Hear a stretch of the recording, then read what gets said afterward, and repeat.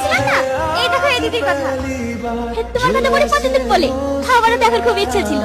কি মিষ্টি চেহারা, এরকম একটা মেয়ে বেলা আমার ছেলে বউ করে দিলেন তুই। মা কি হয়েছে, সুন্দরকে সুন্দর বলবো না?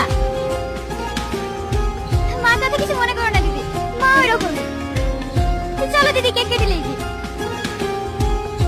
এবারে তোর ভাই এসছে, আর কথা বলো না, 3-4বার ফোন করা হয়ে গেল। আজকে দিনে কিছু হাসপাতালে রক্ত দিতে বলছে, কেক কেটে লেগা, আমার আসতে দেরি হবে। এতে রাগ করার কি আছে, কারোর রক্ত প্রয়োজন হলে দেবে না।